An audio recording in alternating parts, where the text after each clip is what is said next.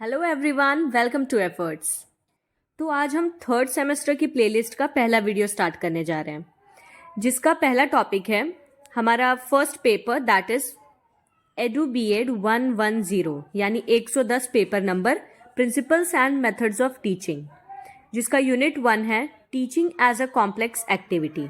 तो आज के वीडियो में हम जानेंगे concept, meaning, definition, characteristics, function, scope, need, importance और प्रिंसिपल्स ऑफ टीचिंग के बारे में। साथ ही वील सी कि how to write a perfect और स्कोरिंग आंसर। तो बिना टाइम वेस्ट किए चलिए वीडियो को अब स्टार्ट करते हैं।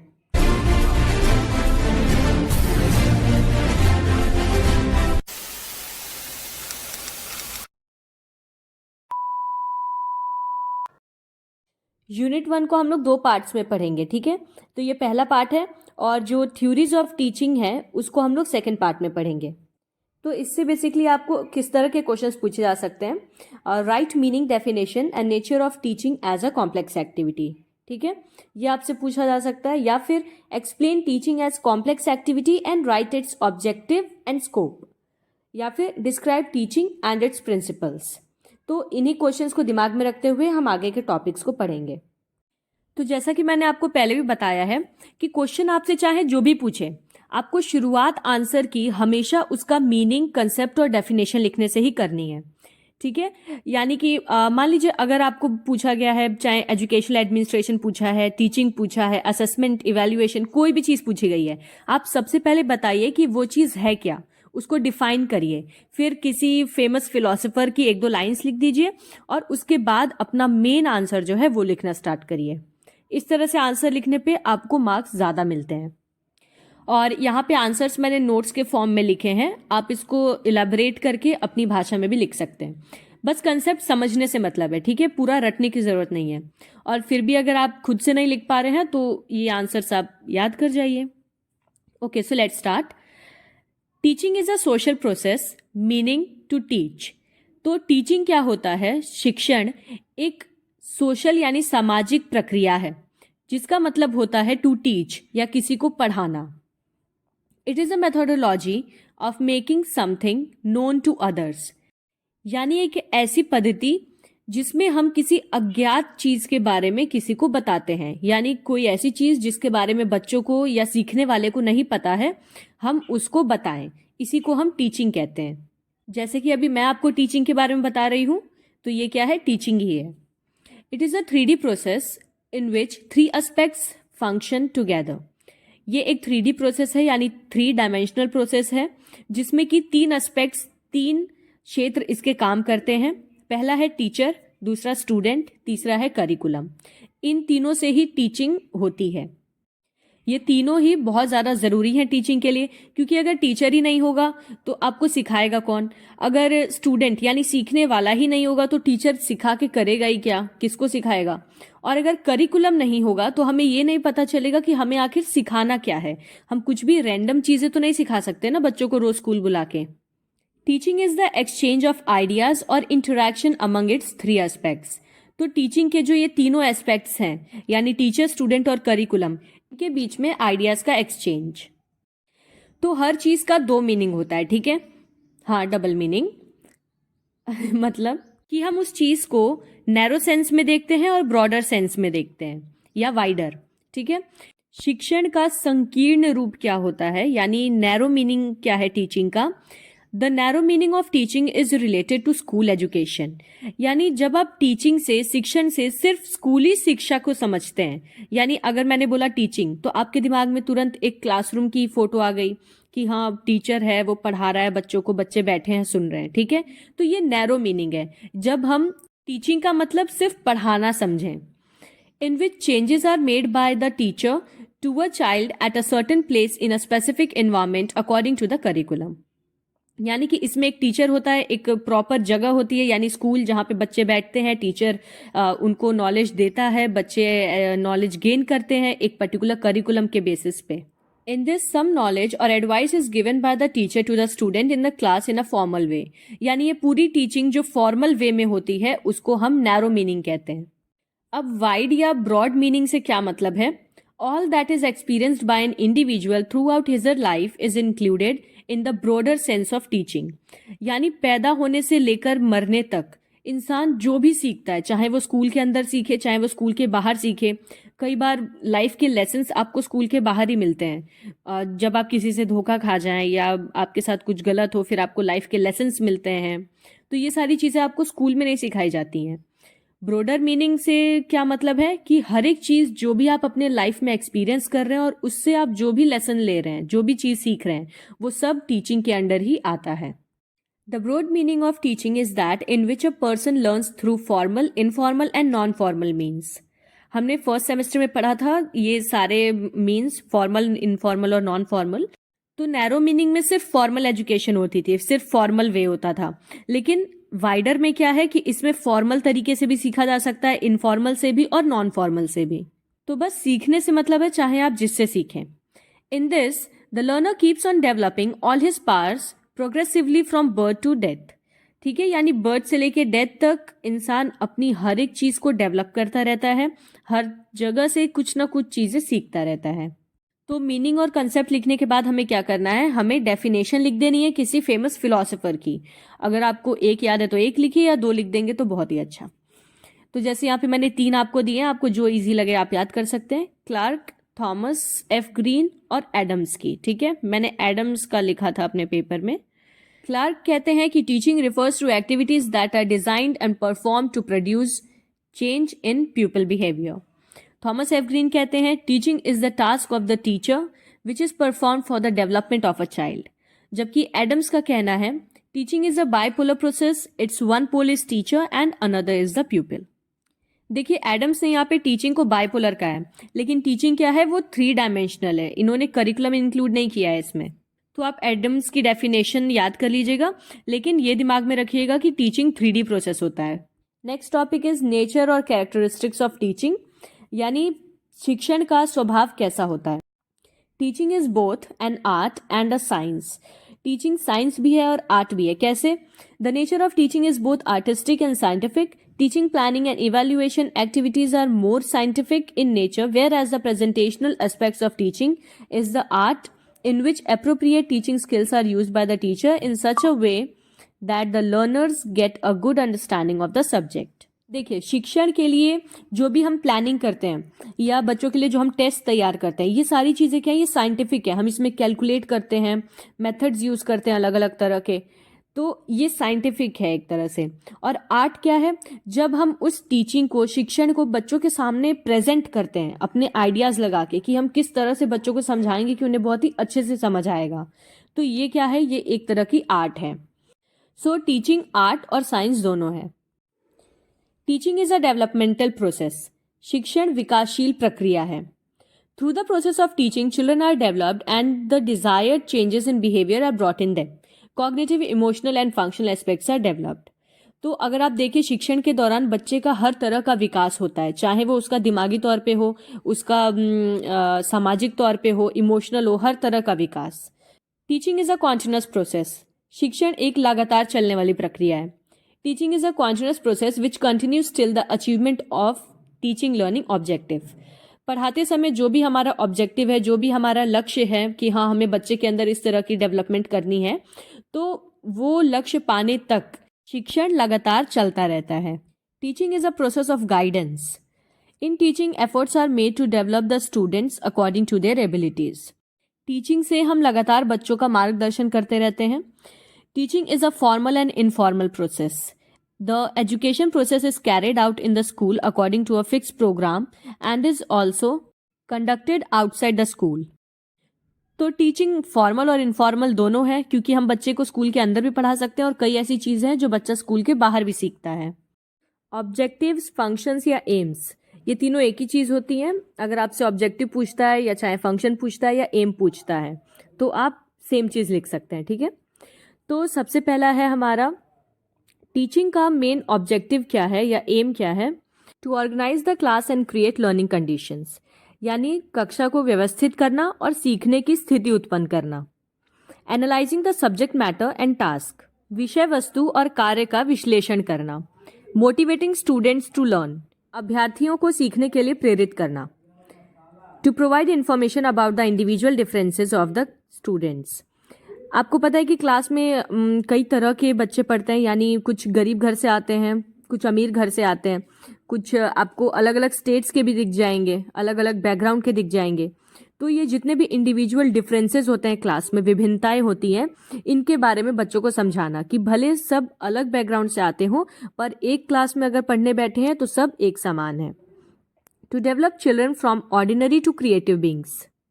बच्चों की सोच को सामान्य से रचनात्मक बनाना, उनके अंदर क्रिएटिव स्किल्स डेवलप करना। To solve the learning problems of the students. सीखने में जो भी प्रॉब्लम्स होती हैं, बच्चों को परेशानियां हो रही हैं, उन सबको सॉल्व करना। Understanding the early behaviour of the students. अगर किसी बच्चे में किसी तरह की कमी है तो उसको बहुत पहले से ही भाप लेना और उसको सही करने के लिए काम करना। Holistic development of the child as well as the teacher. सीखने वाले का और सिखाने वाले का, यानी स्टूडेंट और टीचर दोनों का सर्वांगीण विकास। To conduct assessments and evaluation to check the final behaviour of the student. जो भी बच्चे ने अभी तक सीखा है उसको चेक करने के लिए उसका इवैल्यूएशन करते रहना या उसका असेसमेंट करते रहना। Preparation of course material. जो भी बच्चे को पढ़ाना है उसके लिए कोर्स मटेरियल तैयार करना, क्या चीज़ें पढ़ानी है, किस तरह से पढ़ानी है, हर एक चीज़। तो ये सब शिक्षण के उद्देश्य हैं। आप अपनी तरफ से भी और भी ऑब्जेक्टिव्स या एम्स टीचिंग के लिख सकते हैं। स्कोप ऑफ टीचिंग यानी शिक्षण के क्षेत्र। Ability to make the material being taught stimulating and interesting. जो भी चीज़ पढ़ाई जा रही है उसको बहुत ज़्यादा इंटरेस्टिंग बनाने के लिए। A facility for engaging with students eight their level of understanding. बच्चों की समझ के स्तर पर जाकर उनको कोई चीज़ अच्छे से समझाने के लिए। Showing concern and respect for students. हर एक बच्चे की सोच अलग होती है, सीखने की क्षमता अलग होती है, तो उनको समझना और उनकी इंडिविजुअलिटी की रिस्पेक्ट करना। Encouraging independence among students to put forward all doubts. बच्चों को बिल्कुल आज़ाद छोड़ना ताकि वो बेझिझक होकर अपने सारे डाउट्स को पूछ सकें। An ability to improvise and adapt to new demands using valid assessment tools. A focus on key concepts and students' misunderstanding of them rather than covering the ground. तो ये सब कुछ क्षेत्र हैं जिन क्षेत्रों में टीचिंग काम आती है। Next is principles of teaching यानी शिक्षण के सिद्धांत। कौन सी ऐसी बातें हैं, कौन से ऐसे सिद्धांत हैं जिन पे एक आदर्श शिक्षण काम करता है या चलता है। टीचिंग में क्या चीज़ें फॉलो होनी चाहिए तभी वो टीचिंग अच्छी होगी। सबसे पहली चीज़ है principle of progress. It includes progress of children in the achievement of attitudes, interests, ideas, skills and abilities and development of habits of thought and action. So the teacher must grow in skill and technique as well as in the improvement of goals. शिक्षण हमेशा विकासशील होना चाहिए, यानी आप बच्चे को चाहे जो भी सिखा रहे हो, अल्टीमेटली बच्चे का ओवरऑल डेवलपमेंट दिखना चाहिए। उसके सोचने का तरीका, उसका व्यवहार, उसके अंदर स्किल्स, एबिलिटीज़, ये सारी चीज़ें डेवलप करनी चाहिए। क्या फ़ायदा कुछ भी बच्चे को सिखाने का अगर उससे बच्चे की किसी तरह की प्रोग्रेस नहीं हो रही है तो, ठीक है। इसीलिए टीचिंग हमेशा प्रोग्रेस के प्रिंसिपल पे वर्क करती है। Second is principle of democracy. Democracy से हम क्या समझते हैं? प्रजातंत्र, यानी जिसमें प्रजा का शासन हो। The very nature of man's individuality is to be free, यानी इंसान का अस्तित्व ही उसकी आज़ादी से है। Democratic teaching therefore allows freedom to ensure all persons an opportunity to express their unique personality. शिक्षण में प्रजातंत्र से मतलब है कि बच्चे को आज़ादी हो अपनी बात को सामने रखने का, यानी उसको समझने में किसी भी तरह की तकलीफ हो रही हो तो वो टीचर से बिल्कुल फ्रीली पूछ सके। A teacher in the classroom should be allowed freedom to follow any method which he feels suitable. He should also be free to criticize, to reason out anything, to present different viewpoints and to ask questions. The students should also be allowed academic freedom. सिर्फ बच्चे को ही नहीं बल्कि जो शिक्षक है उसको भी पूरी तरह की छूट होनी चाहिए कि वो किसी टॉपिक के बारे में बच्चे को किस तरह से पढ़ाना चाह रहा है या उसका खुद का व्यू पॉइंट क्या है, क्या वो सोचता है उससे रिलेटेड। ऐसा ना हो कि इंस्टीट्यूशन या संस्था उसके ऊपर किसी तरह का प्रेशर बना रही हो कि आप बच्चों को यही सिखाइए या जो चीज़ गलत है आप बच्चों को उसको सही ही बताइए क्योंकि हम बोल रहे हैं, ठीक है। तो ये चीज़ नहीं होनी चाहिए। टीचिंग के अंदर पूरी डेमोक्रेसी होनी चाहिए, सबको अपने विचार रखने का और सबको अपनी बात कहने का। Next is principle of cooperation. Full understanding and goodwill should prevail between the teacher and the student. A cooperative spirit must be reflected in every activity of the classroom. यानी शिक्षक और शिष्य दोनों में पूरी तरह से सहकारिता होनी चाहिए।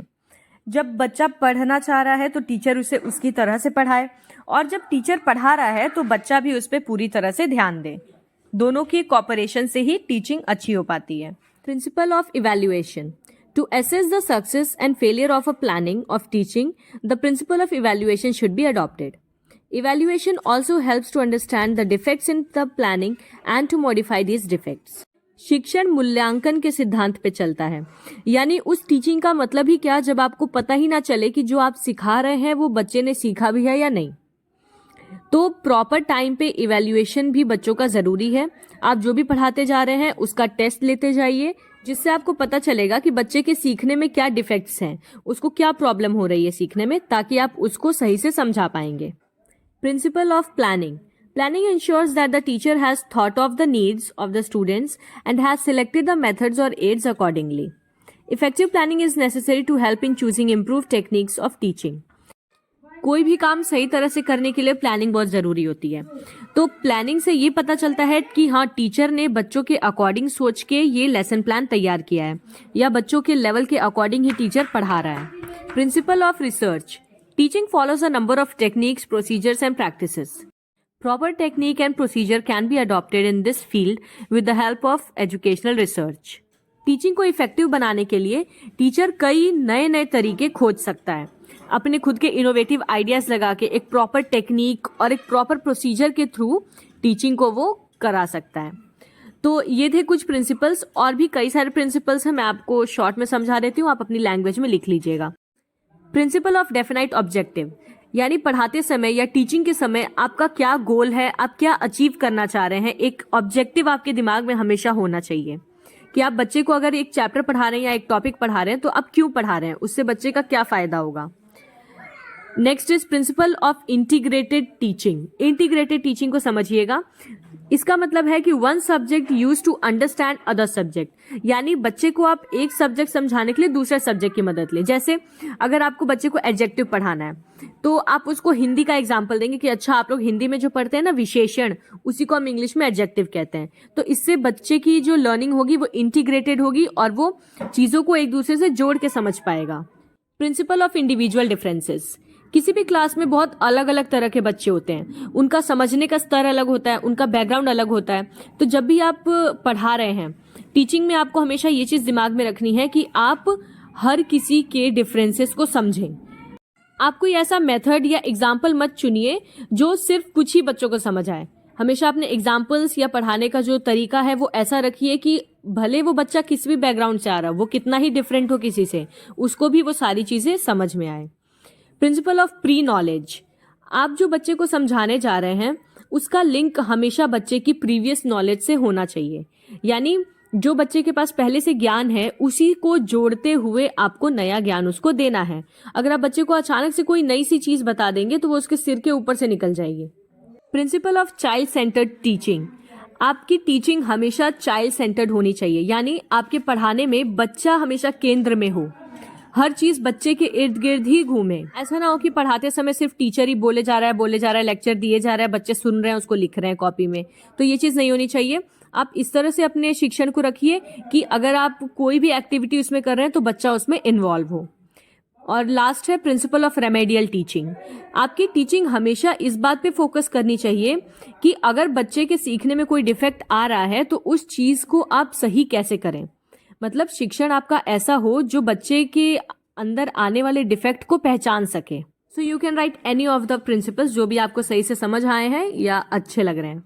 Our last topic is need and importance of teaching. शिक्षण की जरूरत क्या है। Teaching is a skillful process as it develops various skills in students. सबसे पहला तो बच्चों के अंदर स्किल्स डेवलप करने के लिए शिक्षण बहुत जरूरी है। Changes are brought about by teaching in the behaviour and attitudes of students. शिक्षण से हम बच्चों के व्यवहार में, उनके सोचने के तरीके में बदलाव ला सकते हैं, एक पॉजिटिव चेंज ला सकते हैं। Teaching is an important tool for the success of present and future life. वर्तमान और भविष्य दोनों के लिए ही बहुत ज्यादा जरूरी है शिक्षण। Teaching provides a scientific basis for the preparation of instructional designs. शिक्षण एक वैज्ञानिक आधार प्रदान करता है। Teaching is essential for imparting knowledge to the students. बच्चों को ज्ञान देने के लिए बहुत ज़्यादा ज़रूरी है। Teaching provides information to the student. बच्चों के आसपास होने वाली चीज़ों के बारे में उन्हें बताने के लिए, जानकारी देने के लिए शिक्षण ज़रूरी है। Teaching is necessary to develop various abilities in the students. शिष्यों के अंदर विभिन्न कौशल का विकास करने के लिए। Teaching exposes students to life experiences. शिक्षण बच्चों को उनके जीवन में आने वाले नए नई चीज़ों के लिए भी तैयार करता है। So that is it. बाकी बीएड के वीडियोस की लिंक आपको डिस्क्रिप्शन बॉक्स में मिल जाएगी। तो अब हम मिलते हैं इसके नेक्स्ट वीडियो के साथ, यानी पार्ट 2 के साथ। Till then take care and bye bye.